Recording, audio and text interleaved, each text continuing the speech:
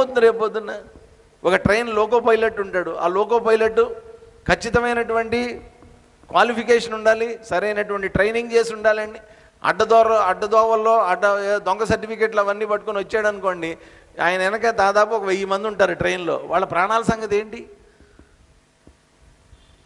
కాబట్టి ఒక పదవిని, ఉన్నతమైనటువంటి పదవికి చేరుకోవడం, సక్సెస్ సాధించడం అనేటువంటిది మంచిదే.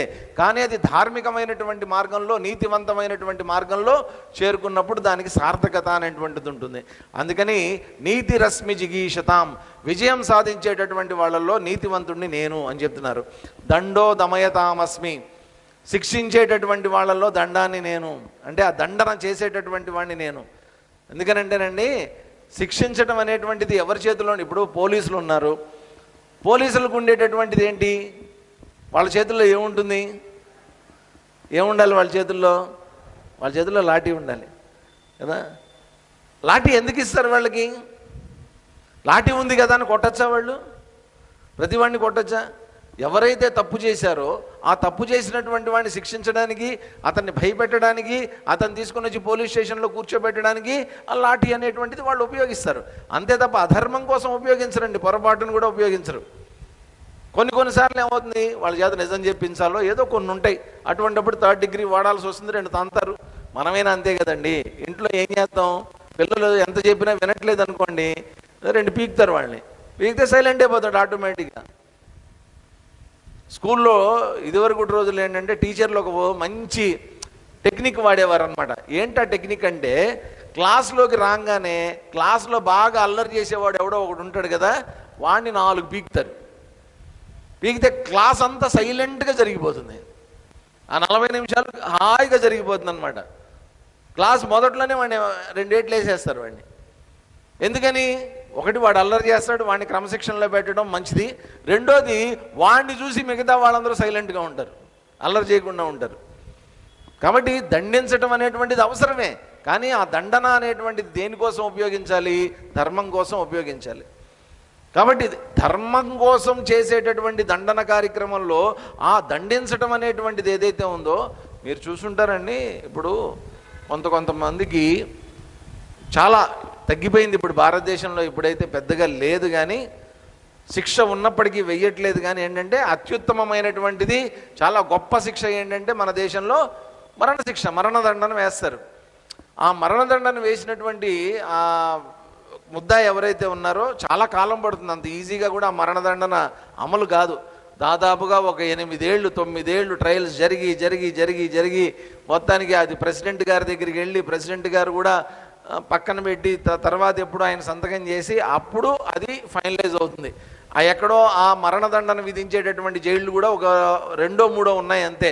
ఆ తీహార్ జైలు ఒకటి, కొన్ని ఉన్నాయి. ఇటువంటి చోట మాత్రమే ఆ ఫెసిలిటీస్ ఉన్నాయి. ఆ మరణదండన విధించడానికి కావాల్సినటువంటి ఉరికంబాలు అవన్నీ అక్కడే ఉన్నాయి, మిగతా ఇంకెక్కడ లేవు. మన అనంతపురంలో ఇక్కడెక్కడ ఉండవు అవన్నీ. జైళ్ళు ఉన్నాయి కానీ అట్లాంటి ఫెసిలిటీస్ ఉండవు. దానికి ఆ మరణశిక్ష విధించడానికి కూడా వాళ్ళు కొంతమంది ఉంటారండి, తలార్లు అంటారు వాళ్ళని. ఆ తలార్లు అదో వాళ్ళ ఒక వంశం కూడా ఉంది. ఆ తలార్ల యొక్క వంశం ఇప్పటికీ కంటిన్యూ అవుతుంది. వాళ్ళ కొడుకులు బెంగాల్ నుంచి వస్తారనమాట. వాళ్ళంతా వచ్చి ఆ ముందు రోజు అంతా కూడా వాళ్ళు పూజలు చేసుకుంటారు. చక్కగా పూజలు చేసుకుని ఆ తర్వాత ఆ ఉరిశిక్ష వేసే ముందు కూడా వాళ్ళు ఏం చేస్తారంటే, వాళ్ళు చేసేది ఏం లేదండి, అంతా సెట్టింగ్ చేసి ఉరితాడు వేసి అది లాగాల, లివర్ లాగుతారనమాట. ఆ లివర్ లాగినప్పుడు ఏమవుతుందంటే కింద డోర్ ఓపెన్ అయిపోతుంది, కాళ్ళు వేలాడిపోతుంది, ఉరి తగులుతుంది, చచ్చిపోతారు. కానీ ఒక మనిషిని చంపడం అనేటువంటిది ఒక మామూలు మానవ మాత్రుడు చేయలేడు, అంత ఈజీ కాదు. అటువంటిది అమల శిక్ష చేయడం కోసం అని చెప్పి ఆ తాడు, బరువు, క్యాలిక్యులేషన్ అదంతా ఉంటుందన్నమాట. ఆ తలారి ముందు రోజు రాత్రి చక్కగా ఆయన దేవుడు తన ఇష్టదైవానికి పూజ చేసుకుని, తన గ్రామ దేవతకి పూజ చేసుకుని ఇవన్నీ చేసిన తర్వాత 2వ రోజు పొద్దున్న ఆయన కూడా తలస్నానం చేసి ఆయన దైవ పూజ చేసుకుని అప్పుడు ఉపక్రమిస్తాడు ఆయన.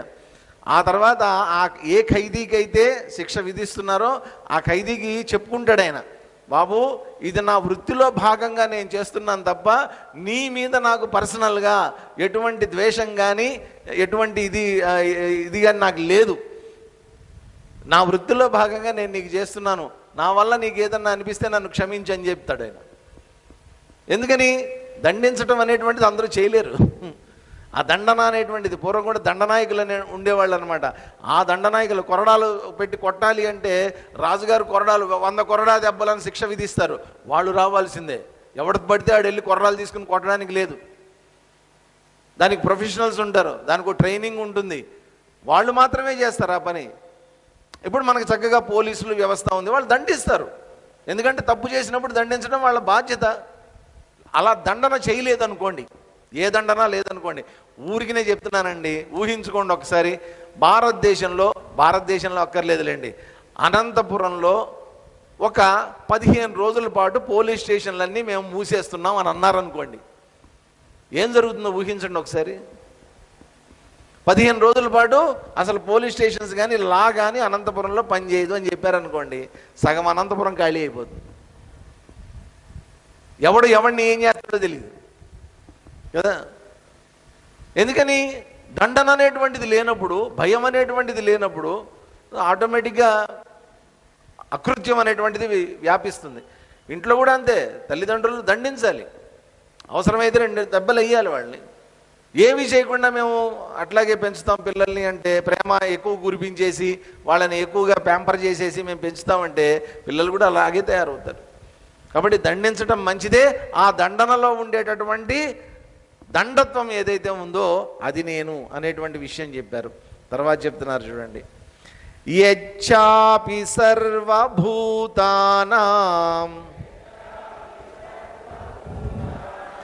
బీజం తదహమర్జున న తదస్తి వినా యత్ స్యాత్ మయా భూతం చరాచరం యచ్చాపి సర్వభూతానాం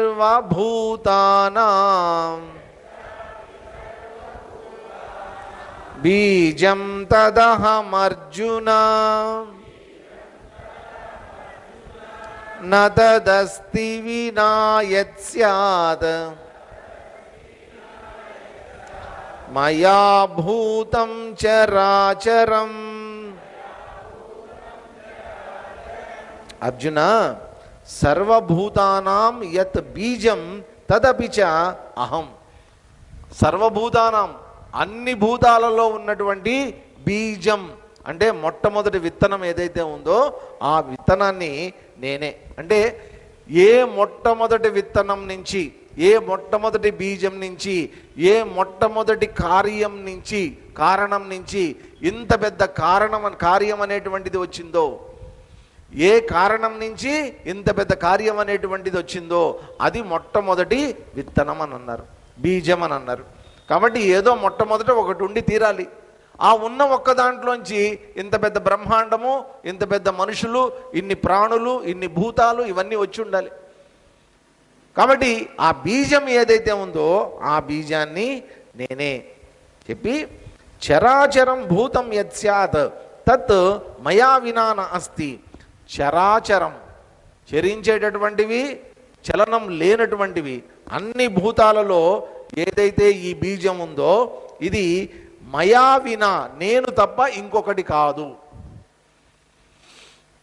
కాబట్టి ఇప్పుడు మీరెవరు అని నన్ను అడిగారు అనుకోండి, మీరెవరు అని నన్ను అడిగితే నేనేం చెప్తాను? నేనండి స్వామి ఆత్మ విధానంద అండి అంటున్నాను. సరే మీరెవరు అని అడిగాం. సరే నా పేరు నాగరాజు అండి, రిటైర్డ్ ఎంఆర్ఓ అండి అని ఆయన చెప్తారు. నా పేరు నాగరాజు అండి, నేను తపోవనంలో ఉంటానండి అని ఆయన చెప్తారు. రకరకాలుగా ఎవరికి వాళ్ళని మనం అడగంగానే ఇంట్రడ్యూస్ చేసుకుంటారు. నేను అదండి. కానీ మనం ఏం చెప్తాం వాళ్ళకి? నేను అని అన్నప్పుడు నా వైపు చూపించి నేనండి నేను. కాబట్టి మొట్టమొదటి ఎవరు? నేను మా తల్లిదండ్రులు, మా అమ్మ నాన్న నుంచి వచ్చానండి. మా అమ్మగారి పేరు చెప్తా, మా నాన్నగారి పేరు చెప్తా. దాని తర్వాత నేను చేసేటటువంటి వృత్తి చెప్తా. తర్వాత నాకు ఉండేటటువంటి జ్ఞానం అంటే నా క్వాలిఫికేషన్ అది చెప్తా. నేను ఉండేటటువంటి ప్రాంతం, ఏ ఊరిలో ఉన్నానో ఆ ఊరు గురించి చెప్తా. ఇట్లా నాకు తెలిసినటువంటిదంతా కూడా నా సర్టిఫికేట్లు వీటన్నిటి గురించి చెప్తా. ఇవన్నీ చెప్పావయ్యా, బాగానే ఉంది, ఇంతకీ నువ్వెవరు? ఇవన్నీ బాగానే ఉన్నాయి, నేను కాదనట్లా. ఎవరు నువ్వు ఇంతకీ? అదే అదేంటి సార్, నేను ఇప్పటిదాకా చెప్పాను కదండి. నువ్వు ఇప్పటిదాకా చెప్పిందంతా కరెక్టే, నువ్వెవరు? మయా వినా, ఏది నేను అనేటువంటి వాడిని, నేను లేకపోతే ఈ నేను అనేటువంటిది లేదో. అందుకనే రమణ మహర్షి గారి తారక మంత్రం, ఆయన దగ్గరికి వెళ్ళి సార్ ఇదేంటి అని అడిగారనుకోండి, ఏదన్నా ఆయన దగ్గరికి వెళ్ళి ఒక సందేహం ఏదన్నా అడిగారనుకోండి, వెంటనే ఆయన ఏమనేవారు, ఈ సందేహం అడిగినటువంటి వాడు ఎవడో ముందు తెలుసుకోనేవాడు అని. ముందు దాన్ని తెలుసుకో, నువ్వెవరో తెలుసుకో. కాబట్టి ఆయన ఒకటే ఏంటి, నీ యారు, నువ్వెవరు అనేటువంటిది మనకి చెప్తారు ఆయన. కాబట్టి నేను తెలుసుకోవాల్సినటువంటిది ఎవరిని, నేనెవరు, నేను ఎవరా, ఏంటా, ఏదా, ఇవన్నీ తర్వాత. ముందు నేను ఎవరు అనేటువంటిది నేను తెలుసుకోవాలి. ఎప్పుడు నేను తెలుసుకోగలుగుతా, నా లోపల ఉన్నటువంటి జ్ఞానం అంతా కూడా నేను రంగరించి దాని మీద మదనం చేసి, అంతర్మదనం చేసి, దాని ద్వారా ఒక ఉత్కృష్టమైనటువంటి ఒక జ్ఞానాన్ని నేను పొందిన తర్వాత, సర్వోత్కృష్టమైనటువంటి జ్ఞానాన్ని పొందిన తర్వాత ఈ ఆత్మ చైతన్యమే నేను అన్న సంగతి నాకు అర్థమవుతుంది. ఇప్పుడు ఏం చెప్తున్నాడు, అన్ని ప్రాణులలో ఉండేటటువంటి బీజాన్ని, అందరిలో ఉండేటటువంటి ఆ తత్వాన్ని మయా వినా, నేను తప్ప ఇంకొకటి ఉండడానికి అవకాశం లేదు. ఇప్పుడు మామూలుగా ఏం చేస్తాం మనం, ఒక మామిడి విత్తనం నాటామనుకోండి, మామిడి విత్తనంలోంచి అంటే మామిడి టెంక ఇట్లా పడేసాం మనం, పడేస్తే దాంట్లోంచి ఏం రావాలి, మామిడి చెట్టే రావాలి కదండి. లేకపోతే ఇంకొకటి ఏదన్నా ఇంకో రకం చింతగింజో ఏదో ఇంకోటి పడేసాం, ఇంకో విత్తనం వేసాం, విత్తనం వేసినాం, దాంట్లోంచి ఏమొస్తుంది, ఆ చింత చెట్టే వస్తుంది. ఆ నిమ్మకాయ విత్తనం వేసాం, తిని పడేసాం అక్కడ, దాంట్లోంచి నిమ్మ చెట్టు వస్తుంది. కాబట్టి మనం ఏ విత్తనం వేస్తే ఆ చెట్టు వస్తుంది. ఇదంతా బాగానే ఉందండి, ఈ సిద్ధాంతాలన్నీ మాకు కరెక్టే. ఈ విత్తనాలన్నీ ఏ విత్తనాల నుంచి వచ్చాయి చెప్పండి మాకు. ఈ విత్తనాలన్నీ ఎక్కడి నుంచి వచ్చాయి? ఇక్కడ ఏంటంటే ఈ విత్తనాలన్నీ కూడా, ఈ బీజం అనేటువంటిది, ఇదేంటి సార్ విత్తనాలు, నేను చెట్ల గురించి ఒక 3-4 ఎగ్జాంపుల్స్ చెప్పా, అది పక్కన పెట్టండి. పక్కన పెట్టేసేసి ఇక్కడ ఏంటంటే భూతాలాభం అన్నారు. భూతాలంటే ఎవరు? మనందరం ప్రాణులం, మనందరం భూతాలం. చరాచరం, కదిలేటటువంటివి కదలనటువంటివి అన్నారు. దాంట్లో చెట్లు ఉన్నాయి, మేఘాలు ఉన్నాయి, నదులు ఉన్నాయి, నీళ్లు ఉన్నాయి, నీళ్లల్లో చరించేటటువంటి చేపలు మొదలైనటువంటి జలచరాలు ఉన్నాయి, భూమి మీద తిరిగేటటువంటి జంతువులు ఉన్నాయి. అమీబా దగ్గర నుంచి, ఏకకణజీవి అయినటువంటి అమీబా దగ్గర నుంచి పెద్దదైనటువంటి ఏనుగు దాకా మొత్తం అన్ని, వీటన్నిటి యొక్క బీజం ఎవరైతే ఉందో అది నేను తప్ప ఇంకొకటి కాదు. కాబట్టి మనం గుర్తుపెట్టుకోవాల్సింది ఏంటంటే, మనందరం ఎక్కడి నుంచి వచ్చాము అంటే ఏమని చెప్తాం, మా అమ్మా నాన్న దగ్గర నుంచి అని చెప్పడం కాదు. చెప్తాం సరే, మీ అమ్మా నాన్న ఎవరో చెప్పాలి కాబట్టి చెప్తాం సరే. ఒకటే గుర్తుపెట్టుకోవాలి, నేను పరమాత్మ దగ్గర నుంచి వచ్చాను ఇక్కడికి, నేను ఉన్నటువంటిది పరమాత్మలో, నేను వెళ్ళిపోవాల్సింది ఎక్కడికి, పరమాత్మ దగ్గరికే నేను వెళ్ళిపోవాలి. ఎందుకని, ఏ బీజం నుంచి వచ్చానో ఆ బీజంలోకే నేను మళ్ళీ వెళ్ళిపోవాలి. చాలామంది అడుగుతూ ఉంటారు, స్వామీజీ మరి బీజం అంటున్నారు కదా, మరి ఎలా వస్తుంది, ఇంత చిన్నదాన్ని ఇంత పెద్ద విశ్వం ఎలా వచ్చింది? సింపుల్, ఒక చిన్న మర్రి విత్తనం ఎంత ఉంటుందో తెలుసా అండి మీకు? మర్రి విత్తనం ఇంత ఉంటుంది, ఇంత చిన్నది ఆ మర్రి విత్తనం. అది ఒక కాకో ఓ పిచ్చుకో ఏదో తింటుంది, తిని దాని మలం ద్వారానో ఏదో వదిలిపెడుతుంది ఎక్కడో ఇళ్ళ మీద. ఎక్కడ విచిత్రం ఏంటంటే, అక్కడ పడినటువంటి ఆ మర్రి విత్తనం అక్కడ ఒక మర్రి చెట్టు కింద మొలవటం మొదలు పెడుతుంది. అది ఇప్పుడు ఇంత చిన్న మర్రి విత్తనం, అది దాన్ని మీరు మైక్రోస్కోప్ కింద పెట్టి దాన్ని కోసి డిసెక్షన్ చేసి దాన్ని ఓపెన్ చేసి మీరు ఏ రకంగా అన్నా పరీక్షించండి, ఆ మర్రి విత్తనంలో మీకు మర్రి చెట్టు కనిపిస్తుందా? ఇంతవరకు ఆ మర్రి విత్తనంలో మర్రి చెట్టుని ఏ సైంటిస్టు తీయలేకపోయాడు. మరి మర్రి చెట్టు లేనటువంటి మర్రి విత్తనం నుంచి మర్రి చెట్టు ఎలా వస్తుంది? అదేవిధంగా ఈ ప్రపంచం వ్యక్తం కానటువంటి అవ్యక్తమైనటువంటి చైతన్యం నుంచి వ్యక్తమయ్యేటటువంటి ఈ ప్రపంచం జగత్తుగా ఇంత పెద్ద విస్తరణ మన ముందుకు వచ్చింది. కాబట్టి ఏ అవ్యక్తమైనటువంటి బీజం ఉందో ఆ అవ్యక్తమైనటువంటి బీజం అన్నిట్లో అవ్యక్తంగానే ఉంది. కాబట్టి వ్యక్తమయ్యేటటువంటి ఈ శరీరాల లోపల అవ్యక్తమైనటువంటి ఆ బీజం ఉంది. కాబట్టి అది నేను అనేటువంటి విషయాన్ని చెప్తున్నారు. తర్వాత శ్లోకం చదువుదాం. నాంతోస్తి మమ దివ్యానాం విభూతీనాం పరంతప ఏష తూద్దేశతః ప్రోక్తః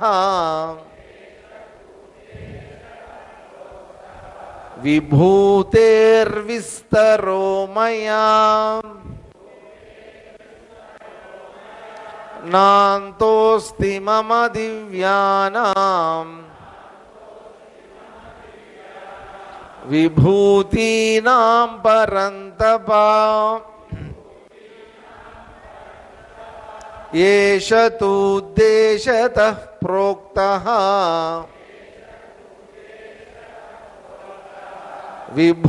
విభూతేర్విస్తరో మయా. పరంతప అర్జున, మమ దివ్యానాం విభూతీనాం అంతఃన అస్తి. ఫైనల్గా కంక్లూడ్ చేస్తున్నాడండి ఈ అధ్యాయాన్ని. నా యొక్క మమ దివ్యానాం విభూతీనాం, దివ్యమైనటువంటి విభూతులు ఏవైతే ఉన్నాయో నీకు కొన్ని చెప్పా. ఇలా నేను చెప్పుకుంటూ పోతాను, ఎంతకాలం చెప్పమన్నా నేను చెప్తా. ఎందుకని? అంతఃన అస్తి, దీనికి అంతం అనేటువంటిది లేదు. నా విభూతులకి అంతం అనేటువంటిది లేదు. ఏషః విభూతేః విస్తరసః మయా ఉద్దేశతః ప్రోక్త. ఇప్పుడు నేను నీకేం చెప్పాను? ఈ నా విభూతులు, దివ్యమైనటువంటి విభూతులు ఏవైతే ఉన్నాయో, నా యొక్క వ్యక్త స్వరూపాలు ఏవైతే ఉన్నాయో, ఈ ప్రపంచంలో నువ్వు చూడదగినటువంటివి, తెలుసుకోదగినటువంటివి, వినదగినటువంటివి ఏవైతే నా యొక్క ఘనకార్యాలు, గొప్ప కార్యాలు ఏవైతే ఉన్నాయో వాటిని నేను కొన్ని నీకు చెప్పా. కొన్ని మాత్రమే ఉద్దేశతః క్లుప్తంగానే చెప్పా. కానీ వాస్తవంగా ఏంటి? ఇలా చెప్పుకుంటూ పోతే అంతఃన అస్తి, ఎంతసేపు అయినా చెప్పచ్చు. నేను చెప్పను, ప్రస్తుతానికి నేను నీకు అవన్నీ చెప్పను, కొంతవరకే నేను చెప్పగలుగుతా. ఎందుకని చెప్పండి? మిగతావన్నీ నేను ఎందుకు చెప్పలేను? ఇప్పుడు టైం లేదు, టైం లేదు. అర్జునుడికి, కృష్ణుడికి టైం లేదు. వాస్తవంగా చెప్పాలంటే కృష్ణుడికి కాదండి టైం లేనిది, అర్జునుడికి టైం లేదు. ఎందుకని? ఇమ్మీడియట్గా అర్జునుడు చేయాల్సినటువంటి పని ఏంటి? యుద్ధం చేయాలి. యుద్ధం చేయరా నాయన అంటే నీ విభూతులు చెప్పు అని అడిగాడు ఈయన. మరి ఏం చేస్తాడు శ్రీకృష్ణుడు మాత్రం? ఆయన విభూతులు చెప్పుకుంటూ పోతూ ఉంటే భాగవతం అంతా చదవాలి. భాగవతం మొత్తం చదవాలి అంటే ఇంత పెద్ద వాల్యూమ్ అవుతుంది. మహాభారతం అంతా చదవాలి, ఎంత పెద్ద వాల్యూమ్ అవుతుంది. పురాణాలన్నీ చదవాలి, ఎంత అవుతుంది అదంతా.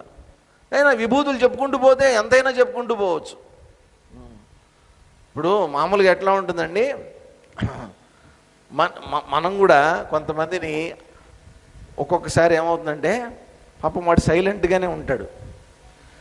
వీళ్ళే అనవసరంగా ఒక్కొక్కసారి కొంతమందిని కెలుకుతారు. సార్ మీరు ఎక్కడ రిటైర్ అయ్యారు సార్ అని అడుగుతారు, అంతే. ఎక్కువేం అడగరండి. ఏం అడుగుతారు? మీరు ఎక్కడ రిటైర్ అయ్యారు సార్ అని అడుగుతారు. నువ్వు ఎక్కడ రిటైర్ అయ్యావు అనేటువంటిది చెప్పడం మొదలుపెట్టి ఆయన ఏం చేస్తాడంటే, అసలు ఆయన ఉద్యోగంలో చేరిన దగ్గర నుంచి మొదలుపెట్టి ఇక ఆయన చేసినటువంటి ప్రాంతాలు, అక్కడ ఆయనతో పాటు పనిచేసినటువంటి వాళ్ళు, అక్కడ జరిగినటువంటి వింతలు విశేషాలు, దాని తర్వాత ఆయన చివరికి రిటైర్మెంట్ అయిన తర్వాత, రిటైర్మెంట్ అయిపోయి అప్పటికి ఆయన 7-8 సంవత్సరాలు అయి ఉంటుంది. ఆ తర్వాత ఏం చేశాడు, అంతకుముందు ఏం చేసేవాడు, ఇదంతా చెప్తూ ఉంటే ఇక మనకి జుట్టు పీక్కోవాలన్నమాట. చెప్తూనే ఉంటారు. ఒక ఆయన ఉండేవాడు, పాపం పెద్ద ఆయన చనిపోయారు, నేను పేరు చెప్పను. ఇప్పుడున్న ఇంట్లో ఏదైతే తపోవనంలో చిన్మయ మిషన్ బిల్డింగ్ ఉందో, అక్కడ ఒక పాడుబడిపోయిన బిల్డింగ్ ఒకటి పాతది ఉండేది. నేను వచ్చిన కొత్తల్లో దాని వెనకాతల ఒక వేప చెట్టు ఉండేది. ఆ వేప చెట్టు చుట్టూ అరుగు ఉండేదన్నమాట. ఆ అరుగు మీద ఒక ఇద్దరు ముగ్గురు పెద్దవాళ్ళు ఉండేవాళ్ళు. వాళ్ళిద్దరూ సాయంత్రం, ఒక ఆయనేమో హోమియో మందులు ఇచ్చేవాడు. అక్కడే మన క్యాంపస్లోనే ఒక క్లినిక్ లాంటిది పెట్టుకున్నాడు ఆయన. ఉచితంగా హోమియో మందులు ఇచ్చేవాడు ఆయన. ఇక రెండో ఆయన ఉండేవాడు. ఆయన హిందుస్థాన్ ఏరోనాటిక్స్లో పనిచేసి రిటైర్ అయిపోయి యాక్యూప్రెషర్ చేసేవాడు ఆయన. ఇవన్నీ నొక్కటాలు ఇవన్నీ ఏవో ఉంటాయి కదండి, యాక్యూప్రెషర్ అంటారే, అది చేసేవాళ్ళు. ఇద్దరు వృత్తులు అవి కావు. ఒక ఆయనేమో మున్సిపల్ కమిషనర్గా రిటైర్ అయినటువంటి వాడు ఒక ఆయన అయితే, హిందుస్థాన్ ఏరోనాటిక్స్లో సైంటిస్ట్గా రిటైర్ అయినటువంటి వాడు ఇంకొక ఆయన. ఈయనేమో హోమియో మందులు ఇస్తాడు, ఈయనేమో యాక్యూప్రెషర్ చేస్తాడు. ఇక వీళ్ళిద్దరూ కూర్చుని మాట్లాడుకునేవాళ్ళు. వచ్చి నన్ను కూర్చోమనేవాళ్ళు. పైగా నాకు పిచ్చెక్కిపోయేది.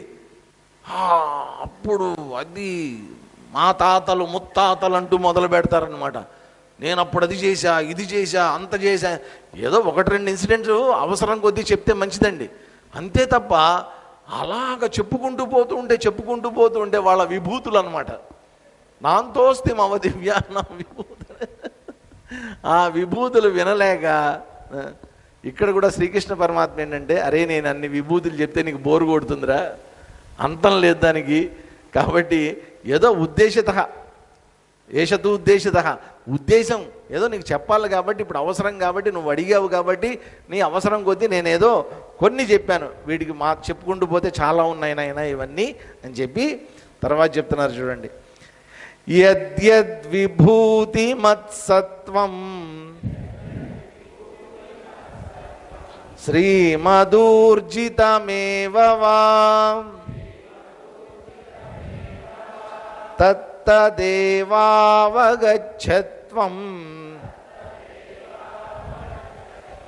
మమ తేజోంశ సంభవం. యద్యద్విభూతి మత్సత్వం శ్రీమదూర్జితమేవ వా తత్తదేవావగచ్చత్వం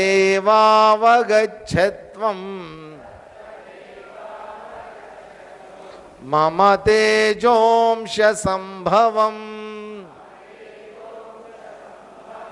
విభూతిమత్ శ్రీమత్ ఊర్జితం ఏవవా అంటే విభూతి. విభూతి అంటే ఎంతో విశిష్టత కలిగినటువంటి, ఎంతో గొప్పవైనటువంటి, శ్రీమత్ చాలా సుసంపన్నమైనటువంటి, ఊర్జితం ఏవవా చాలా శక్తితో కూడుకుని ఉన్నటువంటి, బలంతో కూడుకుని ఉన్నటువంటి, సత్వం యత్ యత్ ఎక్కడెక్కడైతే ఉంటుందో, సత్వం అంటే ఏ ప్రాణులైతే వాటిల్లో సత్వం వాటి యొక్క ఉనికి అనేటువంటిది ఎక్కడెక్కడైతే ఉంటుందో, తత్ తత్ మమ తేజ అంశ సంభవం.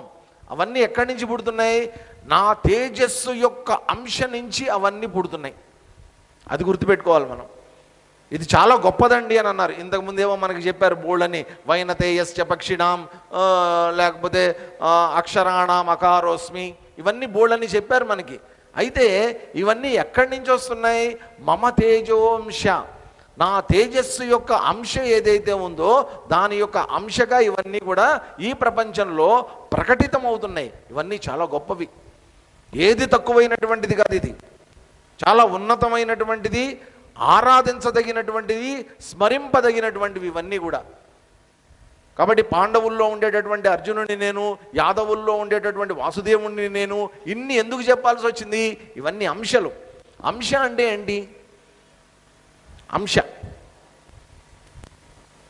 ఏదైనా ఒక పెద్ద దాంట్లోంచి ఒక చిన్నదాన్ని మనం తీసుకున్నప్పుడు దాన్ని ఏమంటామంటే దాని యొక్క పెద్దదాని యొక్క ఇది అంశ, ఇది చిన్నది అని మనం చెప్తాం.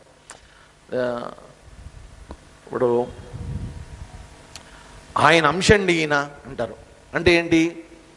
ఆయన యొక్క లక్షణాలతోటి ఆయన వంశంలో ఈయన పుట్టాడు అని చెప్పటం. భగవంతుడి యొక్క అంశ అండి అంటారు. అంటే భగవత్ స్వరూపం ఆయన ద్వారా వ్యక్తం అవుతూ ఉంటే భగవంతుడి యొక్క అంశ అంటారు. కాబట్టి భగవంతుడు ఎంతో ఉత్కృష్టమైనటువంటి వాడే, కానీ ఆయన అంశ ఏదో చిన్నదిగా ఒక దాంట్లో వ్యక్తం అవుతోంది. ఆ వ్యక్తమైనటువంటి వాటన్నిటిలో కూడా అవన్నీ చాలా ఉన్నతంగా గొప్పగా కనిపిస్తున్నాయి. కాబట్టి ఒకటే గుర్తుపెట్టుకో, ఇప్పుడు మనం కూడా గుర్తించాల్సింది ఏంటంటేనండి, ఎవరిలో అయినా సరే ఏదైనా సరే ఒక ఔన్నత్యాన్ని మనం చూసినప్పుడు, ఉన్నతమైనటువంటి వ్యక్తిత్వం కానివ్వండి, ఉన్నతమైనటువంటి స్థితిని కానివ్వండి, ఉన్నతమైనటువంటి భావజాలం కానీ కలిగినటువంటి మనుషులు కానివ్వండి, అటువంటి వాళ్ళని మనం చూసినప్పుడు మనం గుర్తించాల్సిందంటే వాళ్ళల్లో ఉన్నటువంటి ఈ ఔన్నత్యం ఎందువల్ల వచ్చింది అనేటువంటిది గుర్తించాలి. అది ఎక్కడి నుంచి వచ్చింది వాళ్ళల్లో?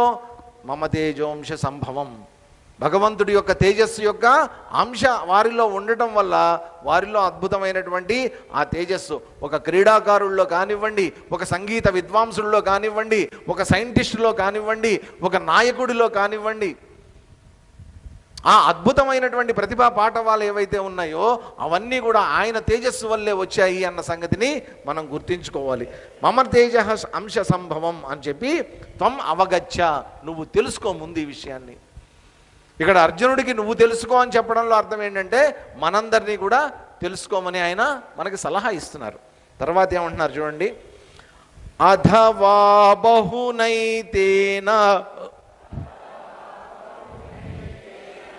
కిం జ్ఞాతేన తవార్జున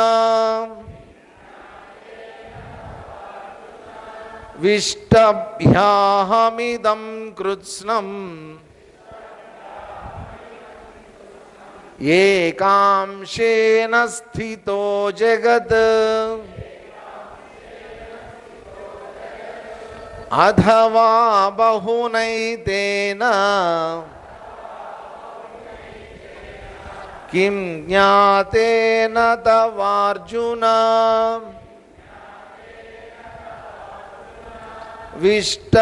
విష్టభ్యాహమిదం కృత్స్నం ఏకాంశేన స్థితో జగత్. అర్జున, అథవా బహునా ఏతేన జ్ఞాతేన తవ కిం, ఇవన్నీ ఊరుకునే చెప్పుకుంటూ పోతూ ఉంటే నీకేం ప్రయోజనం అయ్యా? నీకేం లాభం దీనివల్ల? కిం అని అడుగుతున్నాడు, తనే ప్రశ్నిస్తున్నాడు. ఇలా నేను చెప్పుకుంటూ పోతూ ఉంటే, నువ్వు వింటూ కూర్చుంటే దీనివల్ల ఏమైనా ప్రయోజనం ఉందా? ఇప్పుడు జరగాల్సినటువంటిది ఏమిటి? యుద్ధం. కాబట్టి నువ్వు వింటూ, నేను చెప్పమంటే చెప్తా.